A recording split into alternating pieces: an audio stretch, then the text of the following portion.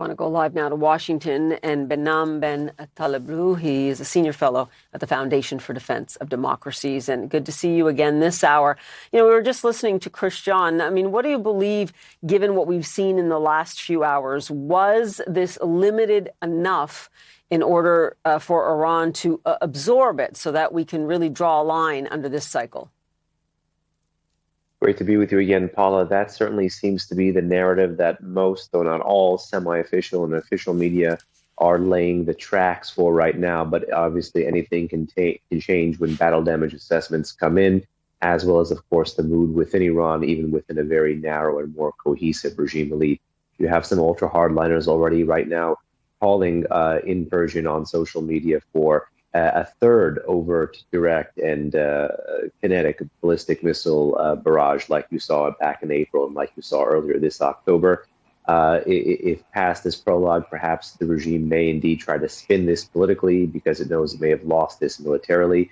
Make no mistake, for the regime to basically be unable to control its own airspace and not have some of its more advanced air and missile defense apparatuses protect its military sites does mean that in the long run, it cannot afford to sustain this exact course. I'm interested, though, in what Iran's motives might be at this juncture when you have Israel continuing its campaign in Lebanon, continuing its campaign against Hamas in Gaza. When they look at the larger picture, what interests will they be pursuing in the weeks and months to come? Well, in the short to medium term, if you're in the government of the Islamic Republic and their hardline security elite, what you're looking to do is rebuild your deterrence calculus and your deterrence apparatus. Conventionally, they have the long-range strike capabilities, which Israel has been able to intercept with its very well-layered air and missile defense system. They used to have the kind of terrorist infrastructure that you saw to the south of Israel with Hamas and what the October 7 terrorist attack did there. But again, the loss of that capability given Israel's military successes to the south, and vice versa, the north. Hezbollah was long believed to be a kind of a conventional deterrent against Israel to allow the Islamic Republic of Iran to develop the ultimate deterrent, which is a nuclear weapon. But with Lebanese Hezbollah's leaders, operatives, mid-ranking officials, and lots of their arsenal out of the way, Israel is having military success beget military success. And so the Islamic Republic really is indeed between a rock and a hard place here, particularly since early to mid-September. If they escalate, and there was talk about this back in April, as well as talk about this in the aftermath of the killing of Hania.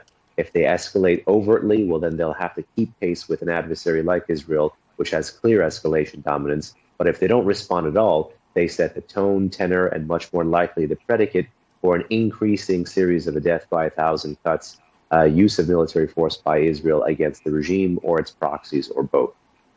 You've certainly painted a stark picture there, the choices that Iran has. I only have about a minute left, but in terms of regional players here, Arab states, is there a leader that can really step in here and really try and bring an end to this on many different fronts?